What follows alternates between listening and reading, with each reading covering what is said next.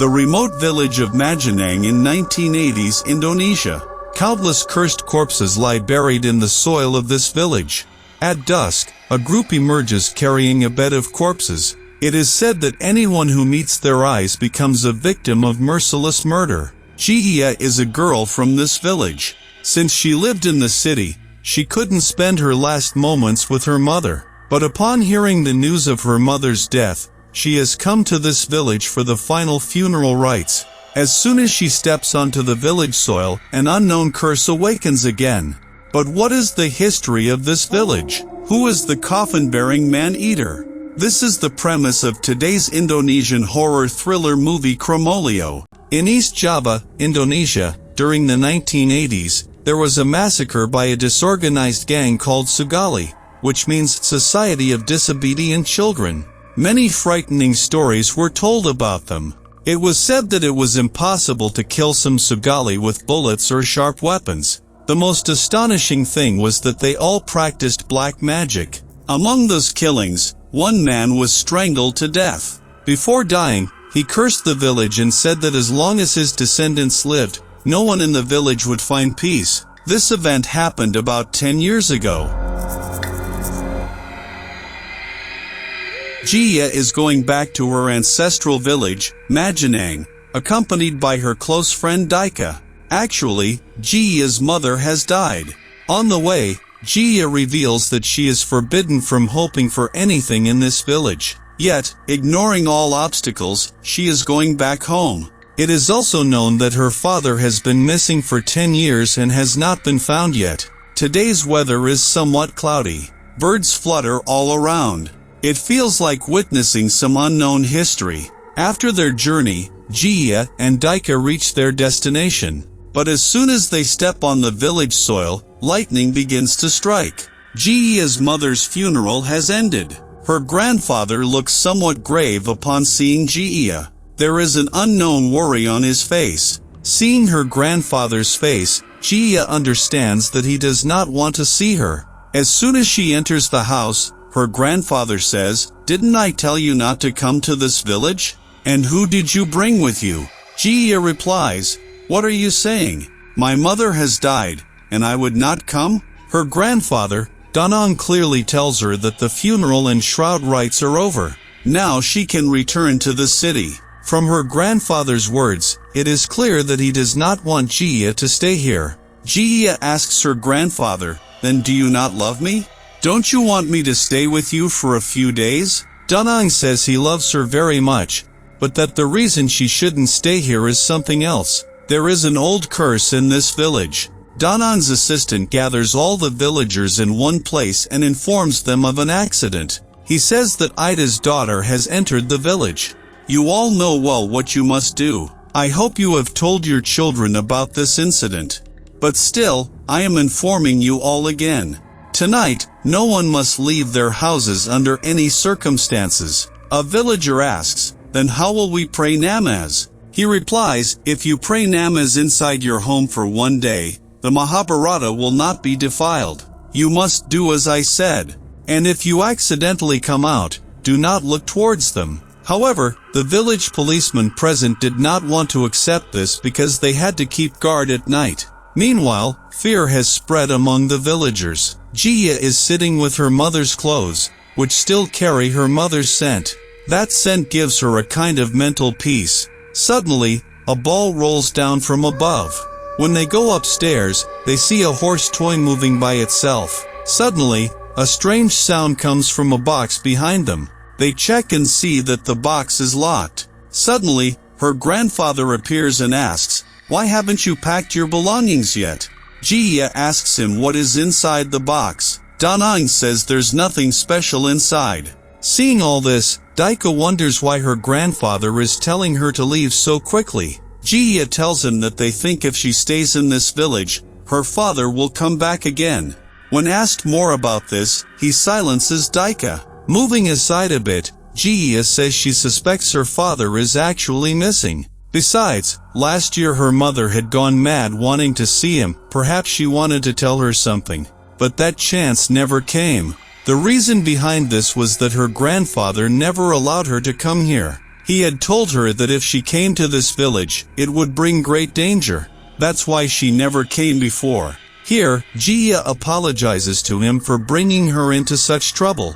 As evening falls on the village, the weather worsens. Black clouds gather in the sky and thunder strikes frequently. The tire of the car that Jia plans to take back to the city is punctured. Now the problem is, who will fix the car in such weather? Thinking about these things, Danang becomes somewhat worried. He warns them not to look back if someone calls from behind. Jia questions the need for all these precautions. After all, they will stay only one night. But Danang seems afraid of something and says, "I'm trying to save you." Then, taking Daika along, Danang goes out looking for help. In this dark night, outside, Danang tells Daika, "Look over there. See if anyone can help. I'll check over here." Meanwhile, the village police keep watch. They believe nothing will happen in the village. Still, tonight is very silent. They plan to keep watch for another half hour and then go home. Jia sits alone at home. Amidst all this, she forgets that her friend got married and she hasn't congratulated her. So she calls to apologize for not attending the wedding. Meanwhile, Daika searches around but finds no one to help. Around them is only dense jungle. The environment is a bit cold, though the weather seems pleasant. Nearby is a nice sitting place, and in such weather, what's the harm in smoking a cigarette? So, taking out his diary, he sits there and smokes. The day has been quite good since Jia was with him. Here, it is clear he likes Jia but has not yet found the courage to express it. Seeing the weather, it looks like it might rain soon. Also, the villagers are deeply terrified. As Daika flips through his diary, he notices a strange drawing. Where did this drawing come from? He did not make it. Trying to look away from the diary, two black shadow-like feet float before him. Seeing this, he gets scared. Finding nothing around, he convinces himself it might be a hallucination. Still frightened, he calls out Sir Danang repeatedly. At that moment, the lights go out. A terror spreads from a group carrying corpses scattered through the village. Wherever they walk, fog surrounds them. The village police see them and say, "Why don't you go home?" The man walking with them starts reciting prayers and runs back the opposite way. Looking around, he finds himself completely alone. Meanwhile, the man-eater stands before him. Frightened, he screams and runs. On the other side, Meili's mother sees them and quickly enters the house, hiding her daughter inside a cupboard. She keeps saying that under no circumstances should she come out. Daika hides behind the car, scared. Suddenly, Jia arrives and asks what he is doing there. Without answering, he takes Jia and leaves. Jia says, "Wait, what happened? Tell me." Daika replies, "There is something strange in this village. I have seen it with my own eyes. We can't stay here even a moment longer." Jia asks, "What did you see?" Daika says he saw a procession carrying corpses. He says they cannot be humans. Everyone is dead. Daika seriously says, "I am not joking. I really saw them." Then he asks why the car's tire was punctured. Actually, Jia had deliberately damaged the tire so they could not stay here. Meanwhile, the village police, running frantically, find his friend John. He scolds him, "How could you leave me in danger and come here? All this time, I heard stories, but today I got proof. This is what true friendship in danger means." When John tries to ring the bell to warn the villagers, he notices his friend hitting his own head. His entire head is covered in blood, and he keeps saying, "John, help me." He continues hitting himself until he dies. Seeing this, John's limbs turn stiff as stone. Suddenly, one of John's hands is cut off and thrown right in front of Jia and Daika. This sight makes the hair on their bodies stand on end. At that moment, an invisible force grabs Daika's throat. Danang arrives and fires shots into the air, freeing Daika from the invisible grip. Meanwhile, Meili's mother hides under the bed, terrified. Suddenly, something drags her away and throws her a distance. It grabs her by the throat and lifts her into the air. At one point, it tears open her stomach and pulls out all her entrails. Her daughter Meili watches all this from inside the cupboard. Even seeing her mother die brutally before her eyes, she is powerless to help. On the forest path, Danang, Jia, and Daika are running away. Suddenly, something starts pulling Daika. Danang has a mirror, only in that mirror can they be seen.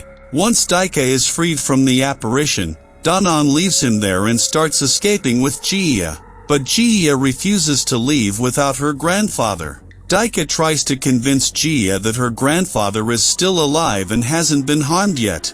He knows well how to survive against these forces. You don't need to worry about that, he says. But both are very scared, unsure where to go on such a dark night. Jia mentions that her friend Mili's house is ahead. After walking for some time, they finally reached her house. The whole house is engulfed in darkness. Entering, Jia calls out for Mili, but there's no response. Daika tries to call his driver, but there's no phone signal. When Jia looks up after seeing blood on the floor, she screams. Mili's mother's mutilated corpse is hanging. Hearing the scream, Mili cries out from inside the cupboard. Jia asks what happened. Mili replies that those spirits had come. Daika says they must leave the place before nightfall, no matter what. Astonishingly, a car is coming through the forest toward them at midnight. When they signal to it, they realize it's not a real car. What they had been seeing all along was an illusion. Then Daika realizes he has lost one leg and starts crying and thrashing. With his wounded leg, they carry him as they flee to save their lives. The pain from the severed leg is unbearable. Until now, Daika had never told Jia something he wanted to say. So before dying, he tells her how much he loves her. Suddenly, Daika's stomach is slit open. It seems as if a woman's womb is being pulled out from him. Seeing this, Jia cannot control herself and breaks down sobbing uncontrollably. The trauma hits her so hard that she loses consciousness. Meanwhile, Danang goes to Prapat's house. Jai asks him, "Where is the protective amulet?" Danang wants to take Prapat with him, but Prapat's wife refuses to let him leave. When Danang asks for the amulet, she hesitates to give it to him. Elsewhere, a blind man abducts Jia and Mili. When Jia tries to scream, he silences her with a gun and says, "I've been waiting for you for a long time." But tonight, the wait ends. After a long silence, the man utters a word, Cromolio. He explains that everyone who died tonight died because of this Cromolio. Meanwhile, under extreme pressure, Prapat is forced to give Danang the locket. Holding the amulet, Danang says, Jia's father is alive again. For protection, Danang also takes some bullets made with salt from Prapat. Meanwhile, the blind man introduces himself to Jia as Yanto. It is revealed that around his neck, like Jia's grandfather, he also wears a protective amulet. Yanto takes the amulet from Jia and tells her that this protective charm has saved her from harm all this time. Jia asks, "From what?" He reveals that it has protected her from her father's curse. Here, the real mystery of the story is unveiled. The incident took place in 1984. That day, a gang called Sugali in East Java, Indonesia, was permanently destroyed. Among the tattooed gang members was Jia's father, named Jarrett. Yanto begins recounting the whole story. Back then, the Sugali gang was growing stronger day by day, unstoppable because some members practiced dark magic. One of them was Jia's father, Jarrett, who gained immortality through a special dark spell. Yanto reveals that the true evil is Jia's grandfather, who never accepted Jarrett as his son-in-law. Later, Danang allied with the rival gang and stayed close to Jarrett, learning everything about Jia's father. One day, Jia's grandfather captured Jarrett and personally beheaded him. Before dying, Jarrett cursed the village. Danang was also involved and was present when Jarrett's head was cut off. Yanto explains that the protective amulet he wears is made from Jarrett's tooth, which has kept him alive all these years. The entire gang now wanders the village as restless spirits, known as Cromolio. The Cromolio are the ones who dig graves or carry corpses. If anyone accidentally meets their eyes, death is certain. That is why Yanto blinded himself, to avoid seeing them. Meanwhile, after finishing his talk with Prepat, Danang leaves the house. Suddenly, the door is knocked hard again. It's Danang's voice. Prepat tells him to open the door. When he opens, no one is there. From behind, Prepat's wife gestures urgently. The corpse carriers, Chromolio, are approaching the house. Until now, the protective amulet had shielded Prepat's family, but since Danang took it, who will save them now? The Chromolio grabs Prepat's wife by the throat and lifts her into the air. Danang took the bullets made with salt, which can harm these spirits. When Prepat returns with the bullets from the neighboring room, he finds his wife already dead. Frightened, he rushes outside and tries to close the gate, but turns to find one of the spirits right in front of him. Terrified, his whole body is torn apart from head to toe. Meanwhile, Danang searches desperately for Jia.